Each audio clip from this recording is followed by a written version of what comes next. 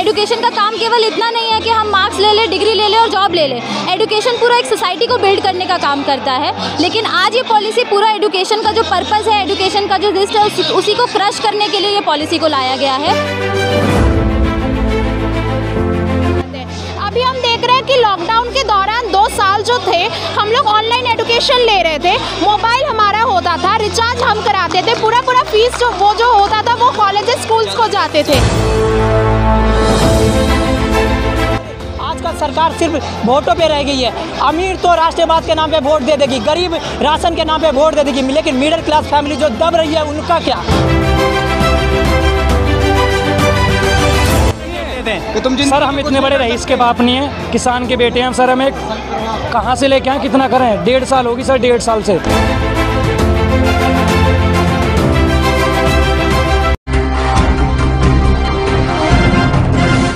तो मैम आप कहाँ से हैं अभी? मैं दिल्ली से ही हूँ, दिल्ली यूनिवर्सिटी की स्टूडेंट हूँ। और हम लोगों का आज नेशनल एजुकेशन पॉलिसी के अगेंस्ट एक ऑल इंडिया प्रोटेस्ट हो रहा है AIDSO की तरफ से। उसी के लिए आज हम लोग यहाँ पर इकट्ठा हुए हैं। तो क्या चाहते हैं आप सरकार से? हम लोग ये चाहते हैं कि ये जो नेशनल एजुकेशन पॉलिसी है ये पूरे तरीके से एक डॉक्यूमेंट है जो एजुकेशन को प्राइवेटाइज करने की तरफ, कमर्शलाइज करने की तरफ बढ़ रहा है। वो चाहे ऑनलाइन एजुकेशन को बढ़ावा देने की बात हो, वो चाहे 3 ईयर अंडर ग्रेजुएट कोर्सेज़ को 4 ईयर करने की बात हो, चाहे वो सेंट्रल यूनिवर्सिटीज़ एंट्रेंस टेस्ट लागू करने की बात हो। हर एक पॉलिसी में हर एक प्रपोजल जो हम लोग देख रहे हैं कि किस तरीके से प्राइवेट इन्वेस्टर्स को फ़ायदा हो सकता है, उस तरफ ये पूरा पॉलिसी बढ़ रहा है। किस तरीके से एजुकेशन को एक कमोडिटी बनाया जा सकता है। एजुकेशन का जो रियल पर्पस है, एजुकेशन का काम केवल इतना नहीं है कि हम मार्क्स ले लें, डिग्री ले लें और जॉब ले लें। एजुकेशन पूरा एक सोसाइटी को बिल्ड करने का काम करता है। लेकिन आज ये पॉलिसी पूरा एजुकेशन का जो पर्पस है, एजुकेशन का जो रिस्ट है, उसी को क्रश करने के लिए ये पॉलिसी को लाया गया है। उसके अगेंस्ट हम लोग आज लड़ रहे हैं और हम लोग बोल रहे हैं कि इस तरीके का एक एजुकेशन पॉलिसी को रोल बैक करना चाहिए। तो मैम आप ये बताओ, जैसे कि अभी जो नई शिक्षा नीति बनी है उसको आप रद्द करवाना चाहते हैं, तो पहले और अभी में कंपेयर क्या है?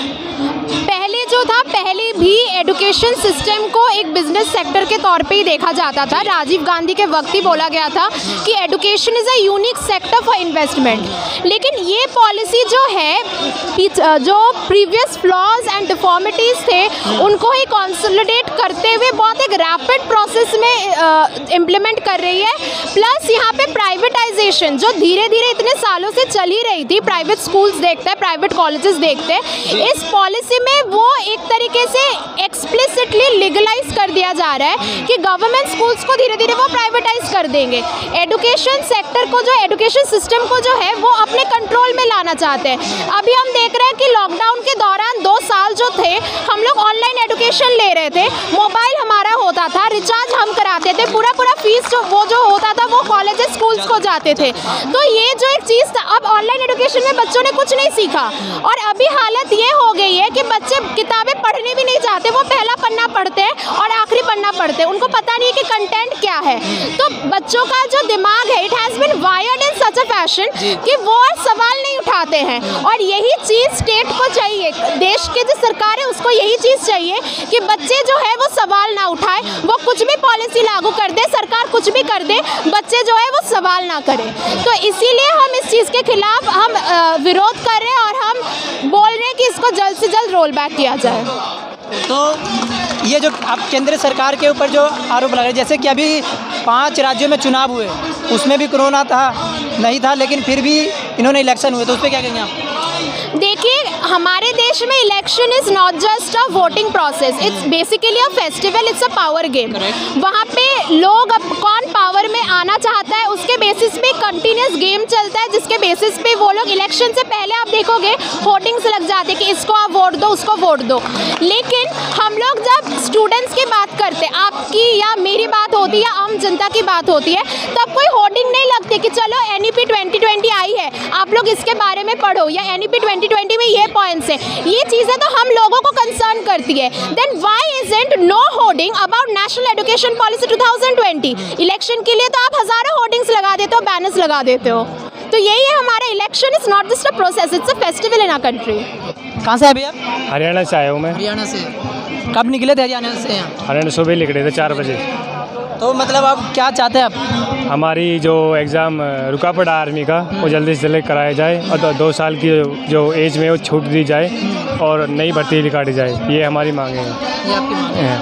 तो अभी जैसे कि पिछले 2019 में भी भर्ती हुए थे, एग्ज़ाम भी हुए थे, 1.5 साल सन 2019 जो एग्ज़ाम हुए थे वो कंफर्म हुआ, बट कुछ लोगों को जो है जॉइंट दे दिया गया, बाकी सारे जितने भी बच्चे हैं सभी को रोक दिया गया।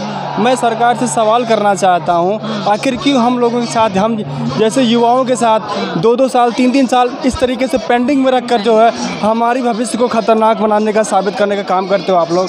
मैं उनसे आग्रह करूँगा कि हम जैसे युवा, ढेर सारे युवा जो है हमारे देश में हैं, उनको जो है सही तरीके से ज्वाइनिंग कराकर बेरोज़गारी ख़त्म करने का काम करें। जिस तरीके से 1 साल में 2 करोड़ रोज़गार देने का वादा करती है सरकार, गवर्नमेंट आने के बाद भी वो नहीं देती है। 5 किलो आटा का कट्टा थमाकर 5 किलो गेहूँ देकर और हम लोगों को यहाँ से टटोलने का काम करती है। अब नहीं चलेगा इस देश में। युवा जाग चुका है। अब युवा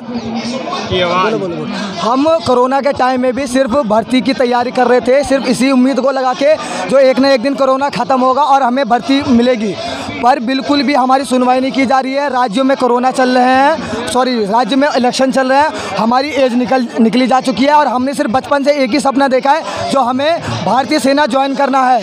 तो हमारी जो एज निकल चुकी है उसका जिम्मेदार कौन है? जो भर्तियाँ नहीं आ रही उसके जिम्मेदार कौन है? और इलेक्शन के टाइम पे ये कोरोना कहाँ जा रहा है? जो देश की युवा है वो क्या करेगा?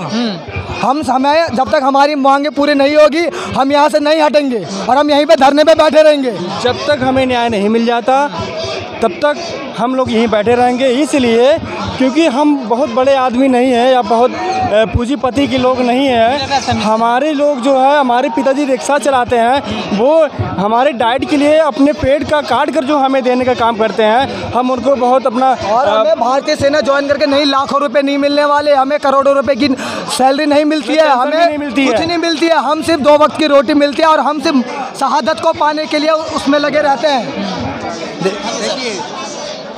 भैया भर्ती नहीं आ रही है, 2 साल से पेपर रह रहा है हमारी मांगे बस यही है छोटी सी कि पेपर क्लियर हो और जल्दी से जल्दी नई भर्तियाँ आएँ बस। और हम कुछ नहीं चाहते गवर्नमेंट से, हमारी यही प्रमुख मांगे हैं। ये करता यूथ ख़राब हो रहा है, ओवर एज हो गए, 2 साल की रिलैक्सेशन मिले, ठीक है, यूथ ख़राब हो गया। ऐसे कैसे देश चलेगा जब यूथ को ही नहीं मिलेगी जॉब पे?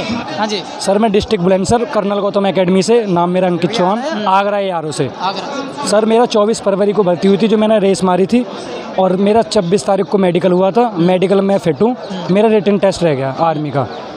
24 अप्रैल उसकी डेट आई थी, अभी तो कोई नहीं आया। उसके बाद में 5 बार को कैंसिल पे कैंसिल होता गया, कोई डेट नहीं है। बस हमारी सरकार से ये है कि हमें कुछ भी मतलब उसके बारे में बताया जाए और हमारी मांगें पूरी करी जाए। देखो, जैसे कि सर हमारे उसके बाद में 2 साल का 17.5 से 21 साल होती है एज, वो हमारी ओवरेज हो चुके हैं। 2 साल हमें एज में छूट दी जाए और हमें रैली भर्ती निकाली जाए। हमें सरकार से कुछ नहीं चाहिए, हमें सरकार से सिर्फ 2 चीज़ चाहिए। हमें 2 साल की छूट दी जाए, जो हमारा फिजिकल रुका पड़ा है वो 2-3 साल से जो भर्ती रुकी पड़ी है वो फिजिकल कराया जाए, जो बंदों का, जो मेरे भाइयों का जो पेपर रुका पड़ा है, रेटिंग रुका पड़ा है, वो रेटिंग करा दिया जाए। कोई हम बंदे ये तो नहीं मांग रहे कि हमें सरकार बना दिया जाए, वो करा दिया जाए।